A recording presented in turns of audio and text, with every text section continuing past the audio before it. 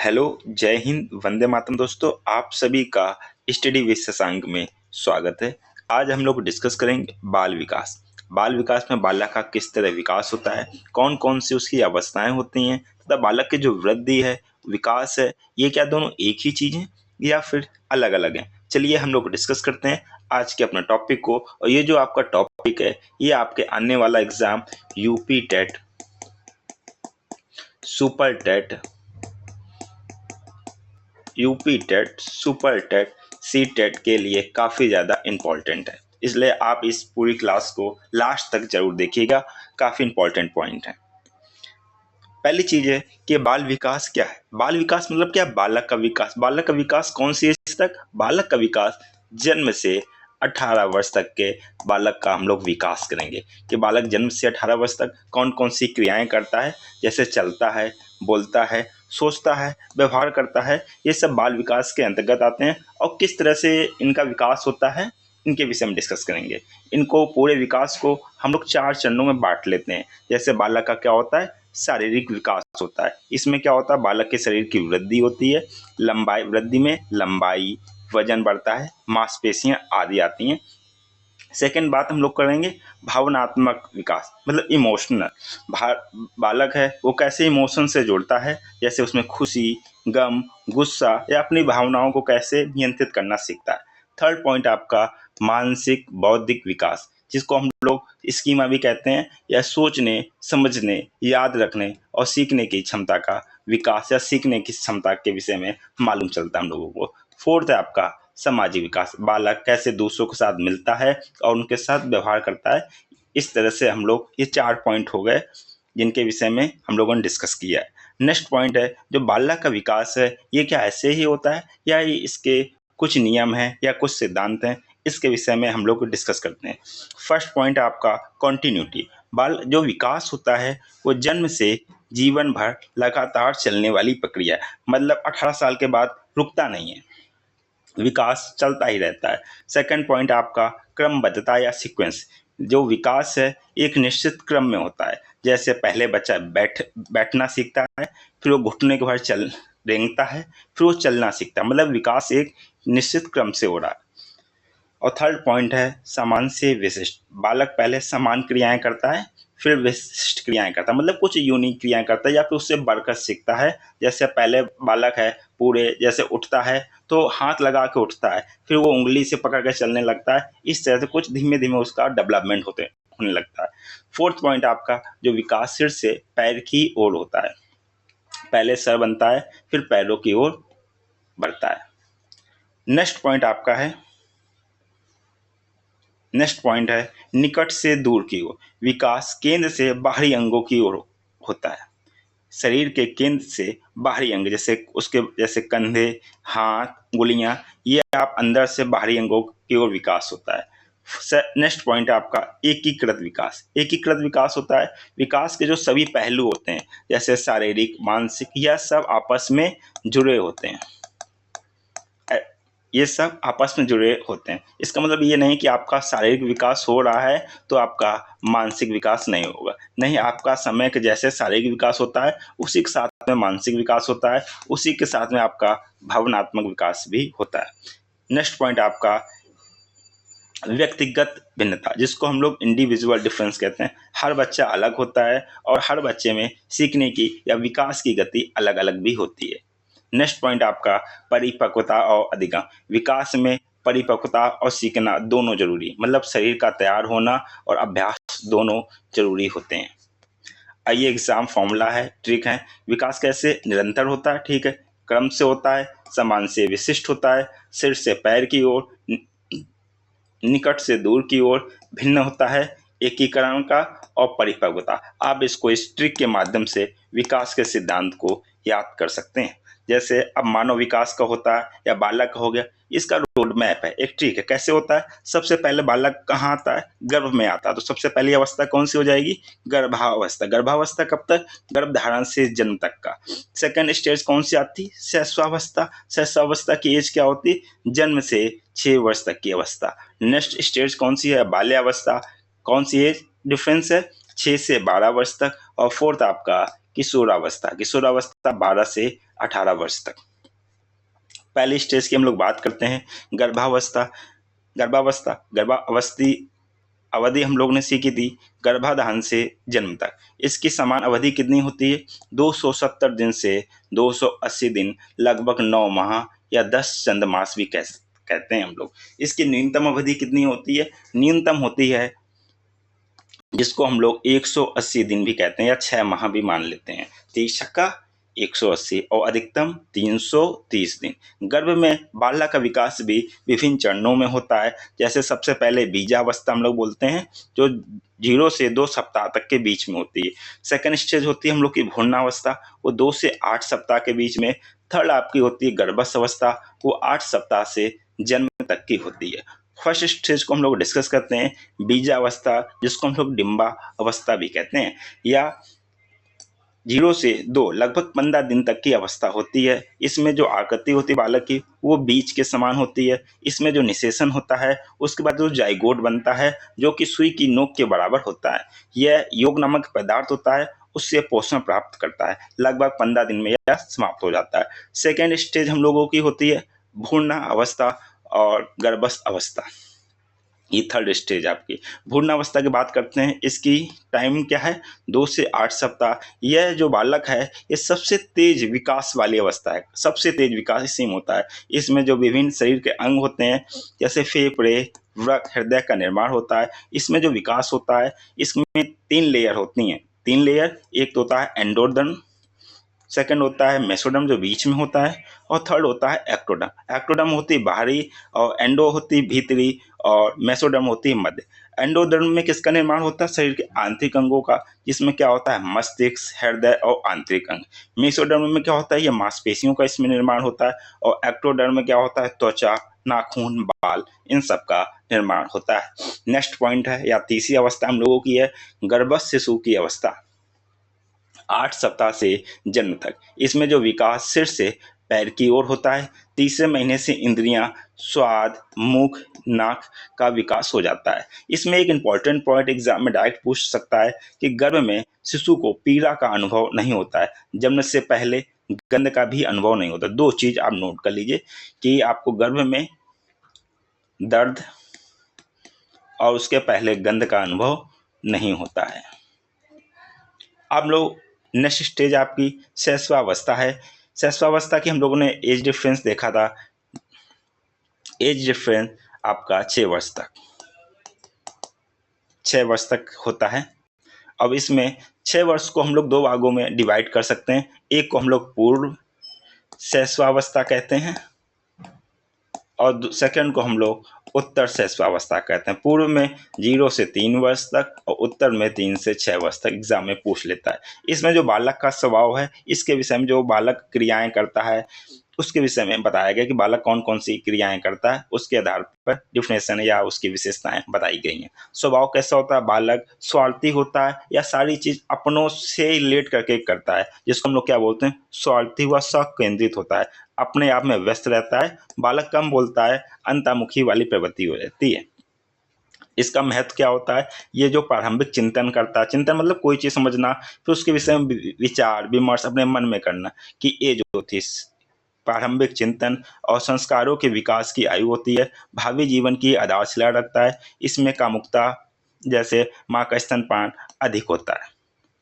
Next point आपका संवेदन, सभी इंद्रियों का विकास होता है। इसमें मुख्य संवेदन सबसे सक्रिय होता है। जन्म के समय शिशु केवल भोजन का अनुभव करता है। किसका? जन्म के समय केवल भोजन का अनुभव।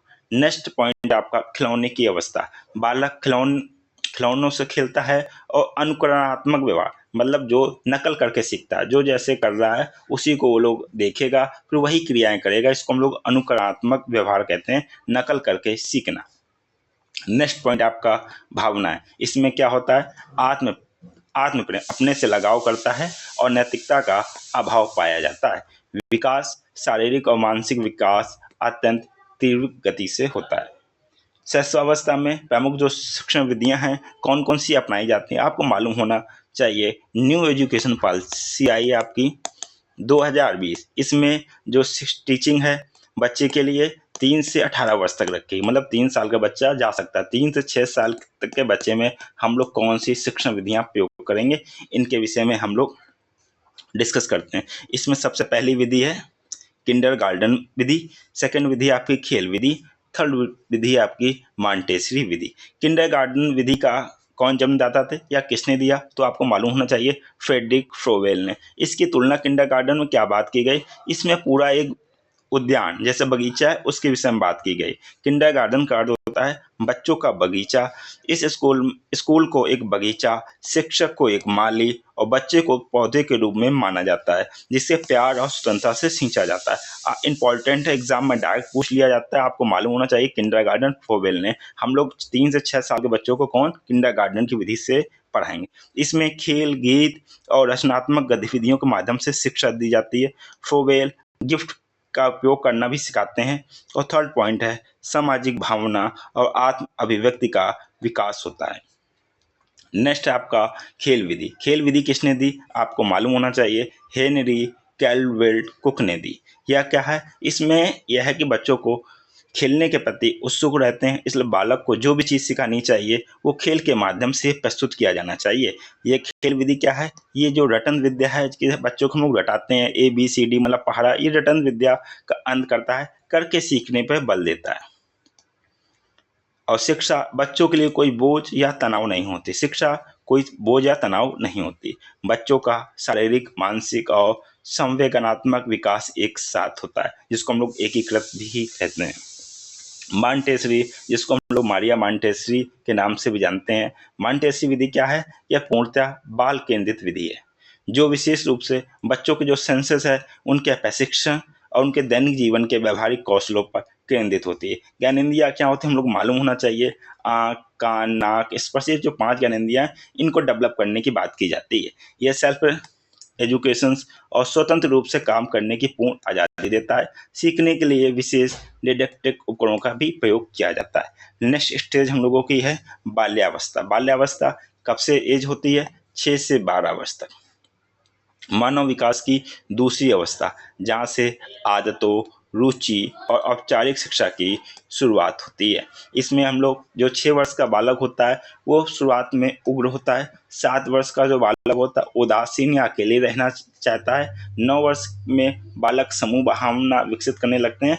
तो जो रेस्ट ऑफ द ईयर है, जो बचे हुए साल, उसमें रोमांटिक कार मतलब कि जो रिक्स होती है, एडवेंचर कार, उनको करने की ओर झुकाव हो जाता है। हम लोग देखते हैं बच्चा है कहीं छत से कूद रहा है या कहीं सीढ़ी से फिसल रहा है, ये रोमांचक कार्यों की ओर झुकाव हो जाता है। इसकी कुछ विशेषताएं हैं, इसके विषय में हम लोग डिस्कस करते हैं। पहली गैंगेज, इसमें जो समूह भावना बनाते हैं, बालक और बालिका अपने समलैंगिक समूह बनाते हैं और उनके साथ खेलते हैं।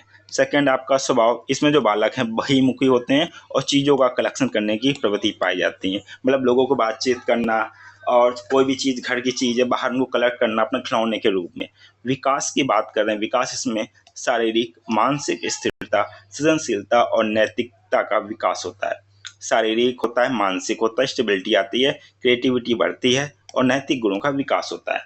खेल की आयु, विद्यालय जाने की और घूमने की प्रवृत्ति होती है। खेल की आयु होती है, इसमें बच्चे चिंतन कैसे करते हैं, चिंतन देख के करते हैं। स्थूल संक्रियात्मक अवस्था होती है, इसमें बच्चे मूर्त मतलब देख कर फिर उसके विषय में विचार करना, ऐसे कोई स्टोरी नहीं कर सकते हैं कि स्टोरी क्रिएट करना, कल्पना शक्ति करना, तो बिना देखे हुए चीज़ के विषय में अगर हम बता रहे हैं तो नहीं कर सकता, वो केवल देख कर ही समझ सकता है।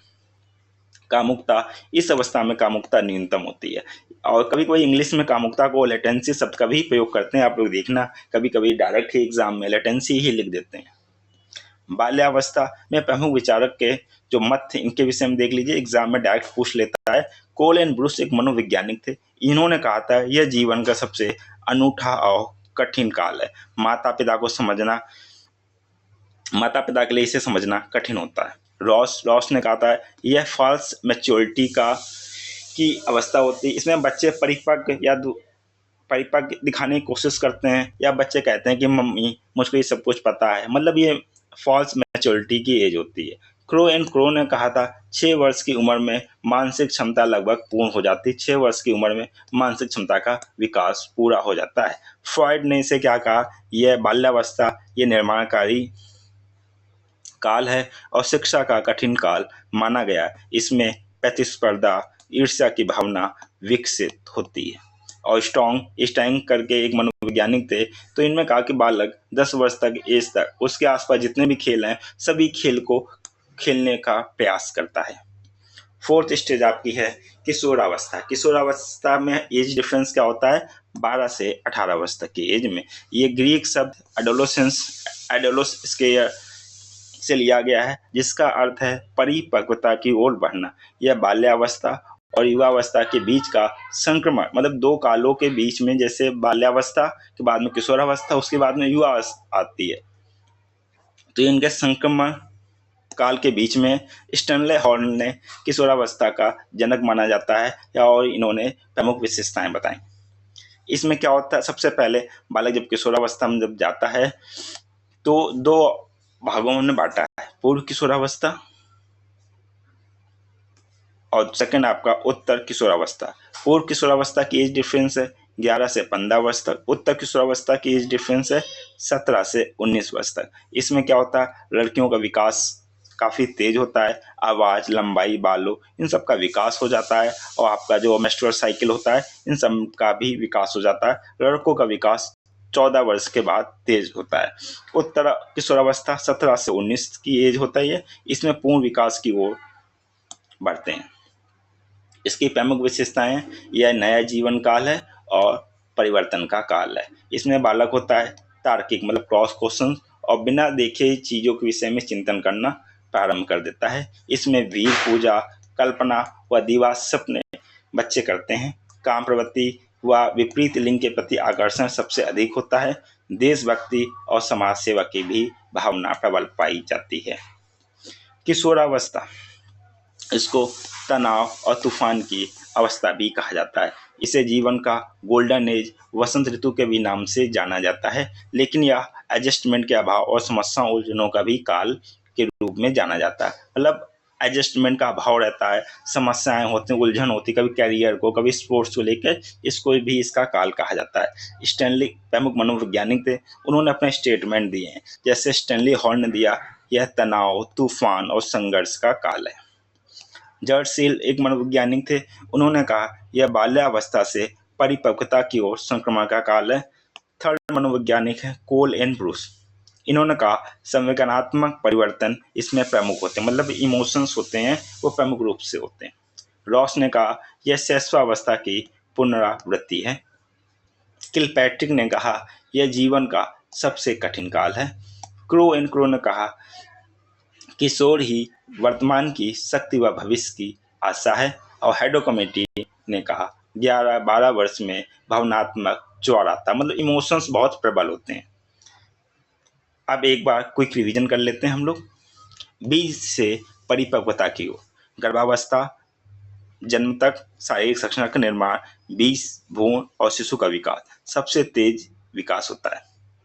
शैशवावस्था, जन्म से 6 वर्ष तक, ये सीखने का आदर्श काल है, अनुकरण करता है, खिलौनों की अवस्था होती है और शौक केंद्रित होती है। बाल्यावस्था 6 से 12 वर्ष तक की एज, इसमें गैंग एज, अनोखा काल होता है, स्कूल की शुरुआत होती है, मूर्त चिंतन, स्थिरता और सामाजिकता का उदय होता है।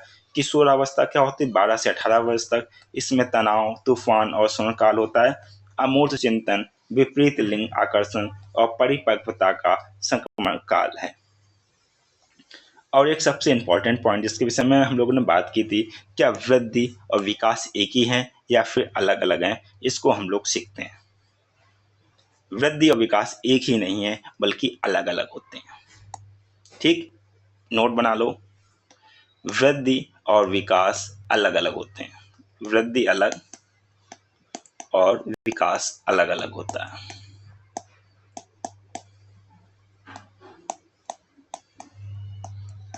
अलग अलग होता है, दोनों एक ही नहीं है। काफ़ी बच्चों को कन्फ्यूज़न होता है। एक होता है ग्रोथ, दूसरा होता है आपका डेवलपमेंट। ग्रोथ और डेवलपमेंट क्या है, इसके विषय में हम लोग सीखते हैं। ग्रोथ क्या है, इसको हम लोग मात्रा में माप सकते हैं, शरीर में होने वाली मात्रात्मक वृद्धि जिसे मापा जा सकता है। जैसे 5 साल के बच्चे का वजन 15 किलो, 20 किलो, इस तरह से कुछ और भी चीज़ें जिनमें बच्चों को मापा जा सकता है, वो सब किस में डिनोट होती हैं? ग्रोथ में डिनोट होती हैं। दूसरा क्या होता है? डेवलपमेंट। डेवलपमेंट होता है विकास। इसमें बच्चे के अंदर जो परिवर्तन आता है वो गुणात्मक आता है, नैतिक, जैसे नैतिक मूल्य का विकास होना, तो ये गुणात्मक परिवर्तन है जिसे मापा नहीं जा सकता है बल्कि महसूस किया जा सकता है। ये बच्चा बहुत डिसिप्लिन है, अनुशासित रहता है, बड़ों की बात मानता है, तो ये गुणात्मक परिवर्तन है। जैसे बच्चों का बोलना, सीखना, समस्या हल करना और सामाजिक कौशल का विकास होना। ग्राफ के माध्यम से हम लोग सीखते हैं। ग्राफ में सबसे पहले आप देखिए कि आपका जो एलो लाइन है ये किसको शो कर रही? विकास को। और जो ब्लू लाइन है ये किसको शो कर रही? वृद्धि को। अब वृद्धि, गर्भावस्था में वृद्धि देखो कैसे सर्वाधिक होती है, फिर जैसे शैशवावस्था आती है एकदम से कम हो जाती है, फिर जन्म के समय फिर शैशवावस्था में वृद्धि होती है, फिर कम होती है, फिर बाल्यावस्था में वृद्धि होती है, किशोरावस्था में तीव्र गति से वृद्धि होती है, फिर कम हो जाती है, फिर वृद्धि धीमे धीमे स्टेबल हो जाती है।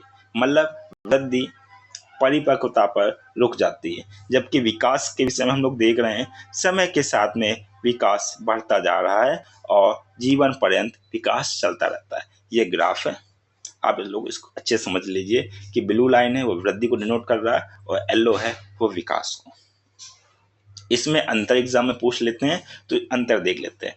इसमें मात्रात्मक परिवर्तन होता है और इसमें विकास में गुणात्मक परिवर्तन होता है। वृद्धि को आसानी से मापा जा सकता है, डेवलपमेंट को सीधे मापा नहीं जा सकता है। क्षेत्र यह केवल शारीरिक बात करता है, जबकि विकास शारीरिक, मानसिक, सामाजिक और भावनात्मक विकास भी करता है। सीमा, एक उम्र के बाद में वृद्धि रुक जाती है, विकास जीवन भर चलता रहता है। इसमें इसके एग्जाम्पल हैं लंबाई, वजन बढ़ना, वृद्धि के, जबकि विकास का है सोच, भाषा का निर्माण होना, व्यवहार में सुधार होना। डियर स्टूडेंट, आज हम लोगों ने डिस्कस किया बाल विकास क्या होता है, बाल विकास की विभिन्न अवस्थाएं कौन कौन सी होती हैं, विभिन्न मनोवैज्ञानिक के कथन, और हम लोगों ने वृद्धि और विकास के विषय में डिस्कस किया। कल हम लोग नेक्स्ट टॉपिक डिस्कस करेंगे जिसमें मनोवैज्ञानिक हैं, उन्होंने अपने कौन कौन से कथन हैं इनके विषय में डिस्कस करेंगे। आप लोगों से कहना चाहूँगा टॉपिक बहुत इंपॉर्टेंट है, आप लोग अपने नोट्स बना लीजिए या फिर हमारे टेलीग्राम चैनल पर ऐड हो जाइए जहाँ पर ये PDF आपको शेयर कर दी जाएगी। टेलीग्राम की लिंक आपको वीडियो के लास्ट में डिस्क्रिप्शन में ऐड ऑन होगी, वहाँ से आप लोग टेलीग्राम में जुड़ सकते हैं। आपको क्लास अच्छी लगी हो और आप एग्ज़ाम में अच्छे नंबर पाएँ तो इस चैनल को सब्सक्राइब कीजिएगा तथा अपने फ्रेंडों के साथ में शेयर करना ना भूलिएगा। जय हिंद।